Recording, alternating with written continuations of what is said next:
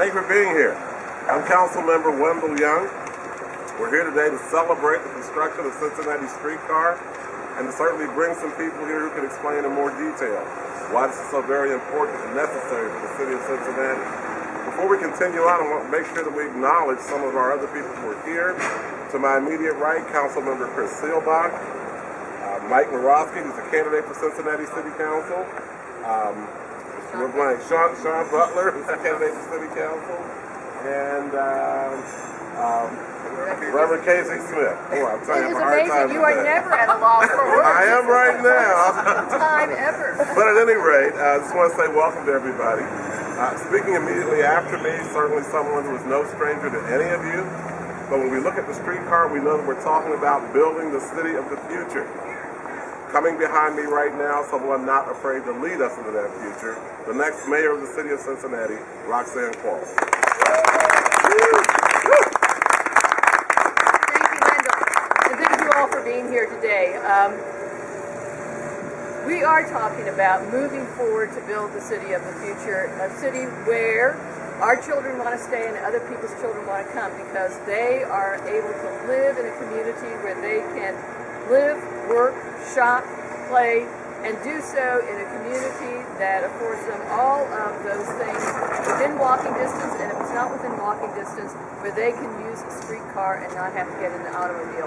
It is good for economic development. It's going to create jobs. It's going to attract businesses, increase property values, and also bring new residents to Cincinnati.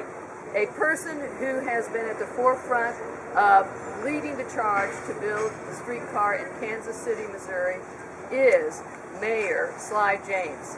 He has a long and distinguished career outside of politics and in fact ran for the first time ever for political office in 2011 and won. And since that time has really done many things in Kansas City focused upon efficiency, enforcement, education, and employment. But among the many initiatives that he has prioritized has been to make sure Kansas City completes its streetcar. And so with that, would you please welcome the Mayor of Kansas City, Sly James.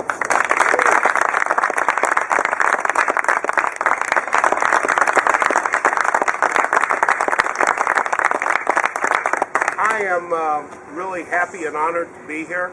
I'm extremely happy, and I took a picture and I did an Instagram, tweeted it back home so that all the people who are here like you are, who want streetcar, who understand the value of having rails in the street, who know what it means to a city's prosperity and future growth to do what you're doing right now, can see what it looks like.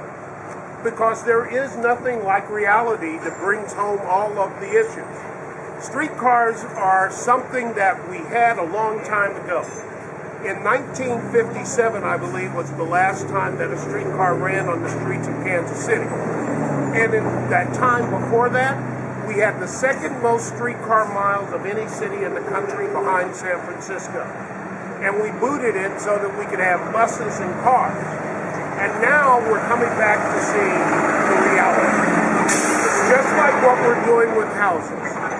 You go into a house that's old and somebody has painted all the wood over, you strip the paint off and you get back down to the wood because the craftsmanship and the things from that era are priceless. They worked then. There was a reason they did them then. There's a reason they did streetcar then. There's a reason they did streetcars now.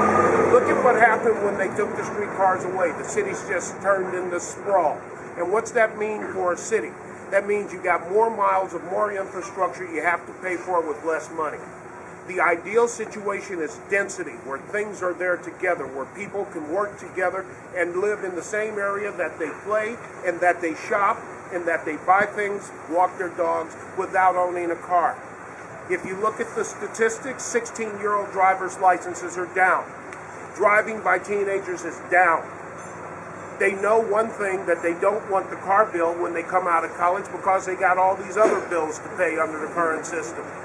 So they vote, do you want an internet connection or a car? And they vote for the internet connection. If they want a car, they can go rent a zip car for an hour and go to the grocery or whatever. If they want to drive across the state or across country, you go to rent a car place, you rent a car, you drive, and you bring it back and you don't have to worry about it. We are not building the city for anybody here. We're building the city for your kids and your grandkids. You want them to come back. You want them to build on what you've already done. You're building leadership now. You want them to come back. If you want them back, you've got to listen to what they're saying. And what they're saying is we want intermodal transportation. We want streetcars. We want bike paths. We want trails. We want cars and want buses, all of those things, but we want more than what we've got. This is absolutely crucial to that. Last and not least, the development that takes place around streetcars and rail is already well documented in Seattle and in Portland and in Dallas and in Denver and in Minneapolis and here and in Kansas City. There's an article that appeared in the paper in Kansas City last week, I believe, of a builder from Boulder, Colorado, who said that they were coming to build 45 to 50 luxury apartments in Kansas City on the streetcar line because of the streetcar line, and they were looking at what they considered to be major non-coastal cities. Guess who they named? Kansas City and Cincinnati. And the reason they named that, there you go. And the reason that they named those cities is because of the dedication and the intent that we have to build transportation, particularly rail transportation. This is what we need to do, not just in Kansas City, but in Cincinnati and other cities as well. When you look at where your streetcar lines were in this city, look at the buildings that were there. That should tell you that those people at that time knew to build their buildings on rails where they could get people to and from jobs. Finally, despite the fact that there are some cave people who believe that science does not exist and that we can continue to dump tons and tons of carbon into the air and have absolutely no effect, but then go out and fight vigorously for no smoking in a bar, we have to start doing things differently or we're going to kill ourselves or our kids, really. If we can get people from place A to place B without polluting as much as we do now, why wouldn't we want to do that? If we can get people on one side of town to the interior of town on rail, why wouldn't we want to connect that up? If we have little pearls of interest and arts and business and sports that aren't connected, why wouldn't we use streetcar to connect them? All of these things are logical. All of these things need to be done. Nothing is free, but some things are absolutely vital investments. Cincinnati and Kansas City are similarly situated in this respect. About 20 years ago, federal government started having transportation parties. The door prizes were big bags of money. Parties started at 7.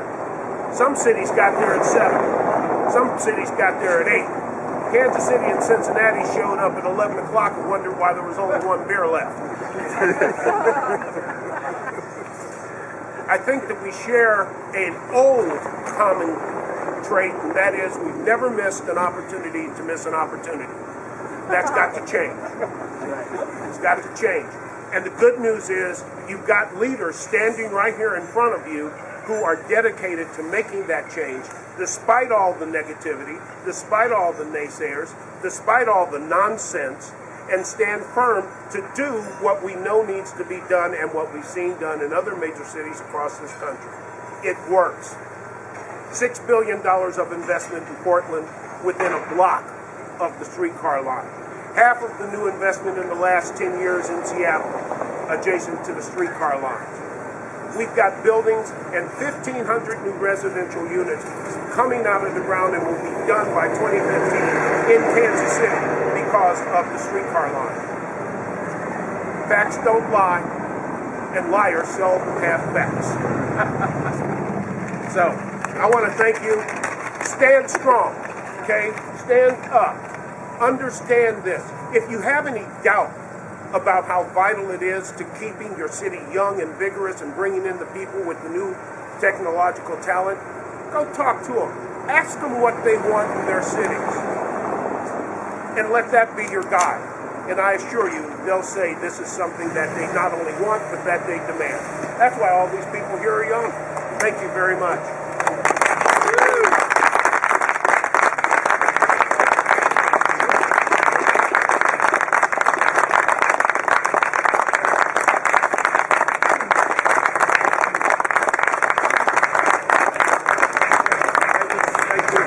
That's really nice. I don't get that at home.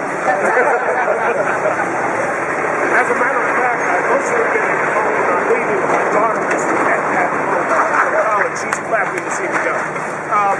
I'll try to answer any questions if you have any. What kind of opposition have you gotten at home? Is it as intense as we've seen here? Well, you know, I don't know enough about your intensity, but I can tell you, yes, it's been intense. You know, the bottom line is that people who are opposed to things are going to be vociferously opposed in this day and age. The problem is for them that there are more people who are in favor of doing something right now in the city than there are who are wanting to do nothing. There are too many people who would have us do what we did 10 years ago and then wonder why things aren't getting better. Those of us who actually have the responsibility of trying to get things done understand that you have to make tough decisions, you have to stick with it, and you have to bring your facts. If I couldn't say about Streetcar on a factual basis what it would do, I need to shut up. And so does everybody. The good news is that there are so many facts, there's so many examples, there's so much data, so much information that says this makes sense that you almost have to be crazy to deny it. Has your streetcar project had any budget issues? Have there been cost overruns? Or No. Are you on budget? We are on budget, and what happened when we get to a budgetary issue that maybe we change the project in order to fit the budget. We don't just run over the budget. We've only had to make a couple of tweaks, but when we got the largest Tiger grant of any city in the country a few weeks back, and the only one for Streetcar a few weeks back, we were able to use some of that Tiger grant money to restore the cuts that we made, and we still have a surplus. Part of our budget is building in a $17.5 million surplus for operating and maintenance costs. So we've got a little bit of wiggle room, and so far, we're on budget. Can you outline how your project is funded? A little bit off time. Can you outline, generally speaking, how your project is funded? We're funded through a transportation district, development district tax. We formed a transportation development district that outlines the general area of where the streetcar is going to run. It looks a little like Gumby. You can look it up, you can find it on Google or whatever. And in that district, the property taxes are assessed and raised, and there's a 1-cent sales tax. The people who are able to vote were the ones who lived in the district. They voted overwhelmingly for it, although the numbers were small. And the reason for that is that the people who own the property didn't bother to live where they own the property. So the young people that live downtown helped vote that in, along with some seniors. And it's not just about that, but look at what happens. Seniors are moving downtown. They don't want to drive, and frankly, there's a lot of them you don't want driving. But if they have a streetcar and they can get to the grocery store, the doctor, their friends, go out and have fun, go to the opera, go to ballet, symphony, that's what they're looking for. So now they're moving, empty nesters moving into downtown, occupying high-rise apartments and loving every minute of it, and they're strong supporters of the streetcar. They can get rid of their cars. Anyone else? Thank you all very much. Thank you.